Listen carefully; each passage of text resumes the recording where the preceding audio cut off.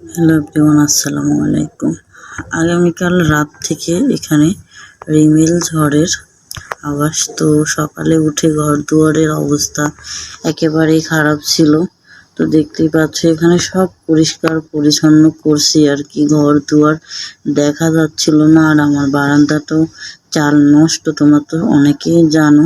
গোটা বারান্দা একেবারে পানি দিয়ে হাবুডুবু হয়েছিল। তো সব কিছু পরিষ্কার পরিচ্ছন্ন করে ফেলছি। আর এদিকে আমার ছেলেটা ঘুম থেকে উঠে গেছে। তোকে দেখো, ও আবার বলছে আম্মু আমাকে মুড়ি ধুয়ে চিনি দিয়ে দাও। ওটা মানে ওর একটা খাবার, খুবই পছন্দের একটা খাবার আর কি। তো আমি এদিকে রান্না করব, তার কারণে এখানে চলে আসলাম কাটাকুটি করতে। আসলে বৃষ্টি হচ্ছে তাতে কি, বাইরে বের হওয়া যাচ্ছে না, তাতেই বা কি বলো, মেয়েদের তো এটাই কাজ, রান্না করতেই হবে সবার জন্য। তো দেখো আমি এখানে পটল নিয়ে নিয়েছি 6-7টা, একেবারে ছিলে নিয়ে নিয়েছি।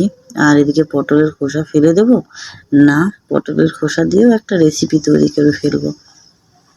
তার জন্য এখানে সুন্দর করে কেটে নিয়েছি। আর এইদিকে দেখো পটলগুলো এখন চামচ দিয়ে আমি বিচিগুলো সব বের করে নেব ভেতর থেকে। এই যে একটা একটা করে সবগুলোর বিচি বের করে ফেলছি এই চামচের গোড়াটা দিয়ে। তো এরপর তোমাদের ভাইয়া দেখো বাজার থেকে, যেহেতু ঝড় হয়েছে তো বাজারে এখন আমের দাম কম, তো এখানে ফজলি আম নিয়ে আসছে আচার করার জন্য। বড় বড় একেবারে ফজলি আম ছিল। আমার ছেলে আবার দেখছে পাকা নাকি, তা এখন তার ফজলি আম পাকে না। বললাম এগুলো পাকা আম না বাবা। তো এই বলতে বলতে রান্না করতে চলে আসছি। আর আমি কাঁটা চামচের সাহায্যে দেখো এখানে সুন্দর করে খেঁচে নিয়েছি আর কি, যাতে মশলা ঝোল টোল এর মধ্যে ঢোকে আর কি, লবণ টবণ। আর এখানে নিয়ে নিয়েছি 2টো ডিম। আর এখানে পেঁয়াজ কেটে নিয়েছি। আসলে মরিচটা দিলাম না, আমার বাচ্চা খেতে চায় না, তো মরিচের গুঁড়া দেব।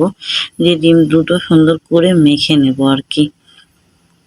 মেখে কিন্তু এই ডিমগুলো আমি ভেজে নেব, তবে ভাজি মানে যেভাবে করি আমরা স্বাভাবিক সেভাবে না, একেবারে সুন্দর করে ছোট ছোট টুকরো টুকরো করে, মানে চামচ দিয়ে যে দেখতেই পাচ্ছ এরকম ছুনি দিয়ে করে নিছি আর কি ভেজে।